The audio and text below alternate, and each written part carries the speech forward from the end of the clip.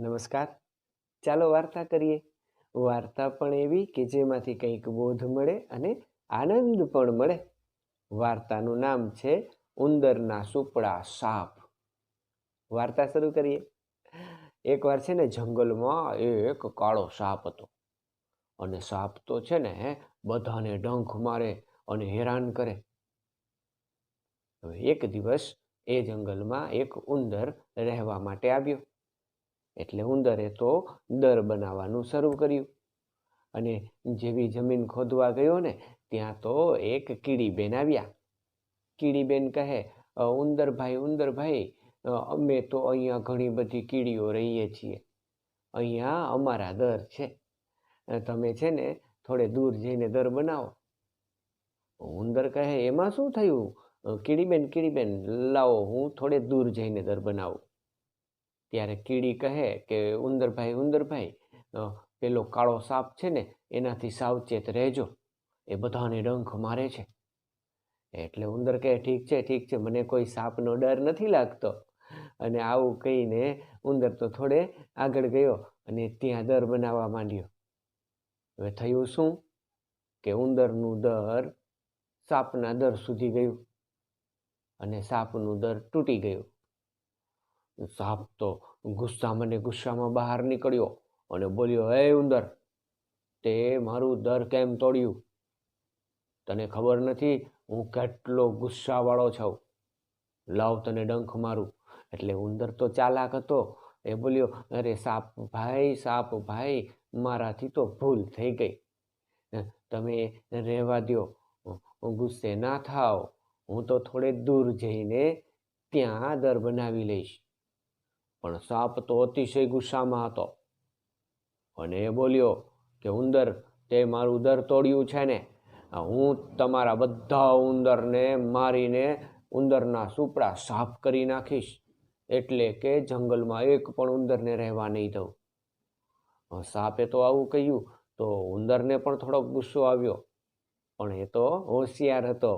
એ ગુસ્સો કરીને એની સાથે લડ્યો નહીં અને ધીમે ધીમે કરતો દૂર જતો રહ્યો.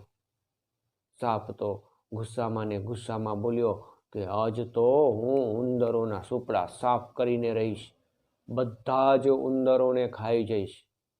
અને આવું વિચારીને સાપ તો નીકળ્યો. અને ઉંદર છાનો મૂનો એક જગ્યાએ જઈને સંતાઈ ગયો હતો. એટલે એ તો સાપને મળ્યો જ નહીં. અને આખો દિવસ આંટા મારીને સાપ તો થાક્યો અને આવીને પોતાના દરમાં સૂતો. હવે ઉંદરભાઈ સંતાણા હતા ને ત્યાં કીડી આવી. કીડી કહે, અરે ઉંદરભાઈ, આમ શું સંતાણા છો તમે? ઉંદર કહે, અરે કીડીબેન, પેલો સાપ છે ને એ મારા ઉપર ગુસ્સે થયો અને હવે અમારા ઉંદરના સુપડા સાફ કરવા માંગે છે. બધા જ ઉંદરને મારી નાખવા માંગે છે. કીડી કહે કે એક કામ કરીએ, જો હું કહું ને એમ કરો તો આપણે એ સાપને સબક શીખવી શકશું.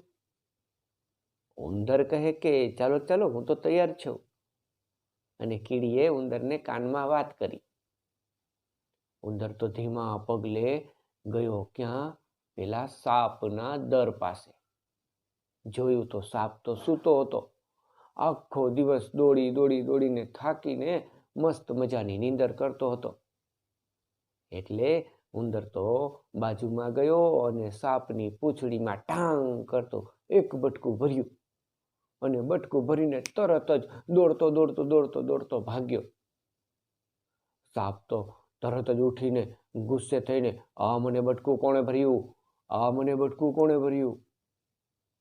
પણ થાક્યો હતો ને એટલે તરત જ પાછો સૂઈ ગયો. અને હવે કામ આવ્યું કીડીઓનું. કીડીઓ તો બધી જ આવી અને આવીને જ્યાં સાપને બટકું ભર્યું હતું ને ઉંદરે, ત્યાં ચોંટી ગઈ. ત્યાં સાપનું લોહી ચૂસવા લાગી. એટલે સાપે તો ઉઠીને જોયું. એ કહે કે આ શું? 2-3 કીડીઓ મારું લોહી ચૂસે છે. ભલે ચૂસતી હોય નાની કીડી, મારું શું બગાડી લેવાની? અને આમ કહીને પાછો સાપ તો સૂઈ ગયો. અને થોડી વાર થઈને ત્યાં તો ઘણી બધી કીડીઓ આવી ચડી અને બધી જ સાપને ચોંટી ગઈ હતી. ત્યારે સાપ તો ડરી ગયો કે આ શું, આટલી બધી કીડીઓ, આ તો મને ધીમે ધીમે કરીને ખાઈ જશે.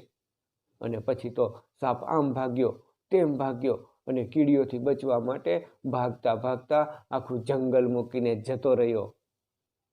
અને પછી કીડીઓ પણ ખુશ થઈ ગઈ, ઉંદર પણ ખુશ થઈ ગયો અને બધા આનંદથી રહ્યા. આભાર.